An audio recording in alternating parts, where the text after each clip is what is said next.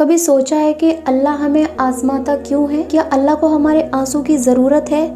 کیا اللہ کو ہماری تکلیف پسند ہے؟ نہیں، اللہ رحمت والا ہے، وہ بے نیاز ہے، وہ رحمان ہے، وہ رحیم ہے۔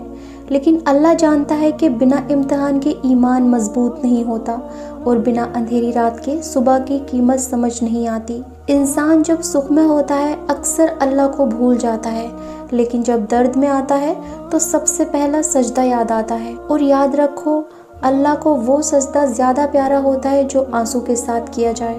قرآن ہمیں سکھاتا ہے کہ ہر مشکل ایک پیغام ہوتی ہے، کبھی صبر کا، کبھی شکر کا، اور کبھی واپس اللہ کی طرف لوٹ جانے کا۔ تم جس چیز کے لیے رو رہے ہو شاید اللہ تمہیں اس سے بچا رہا ہو، اور جس چیز کے لیے تم انتظار کر رہے ہو شاید وہی چیز تمہیں اللہ کے قریب لے آئے۔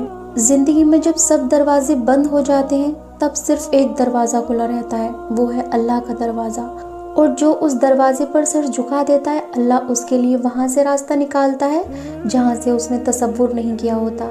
نبی کریم حضور صلی اللہ علیہ وسلم نے فرمایا، ایک مومن کا ہر حال خیر کا ہوتا ہے، اگر اسے خوشی ملے تو شکر کرتا ہے اور تکلیف ملے تو صبر کرتا ہے، اور دونوں حالات میں وہ اللہ کے قریب ہو جاتا ہے۔ اسی لیے جب زندگی تمہیں توڑنے لگے تو یاد رکھو اللہ تمہیں جوڑنے کے لیے ہی توڑ رہا ہوتا ہے۔ نماز کو بوجھ مت سمجھو، نماز وہ لمحہ ہے جہاں تم اپنا بوجھ اللہ کو دے دیتے ہو۔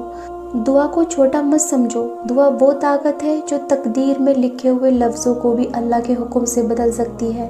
اور صبر کمزوری نہیں، صبر وہ قوت ہے جو اللہ کے نزدیک تمہارا درجہ بلند کر دیتی ہے۔ آج اگر تمہارا وقت سخت ہے تو گھبرانا نہیں، قرآن وعدہ کرتا ہے کہ مشکل کے ساتھ آسانی ہوتی ہے۔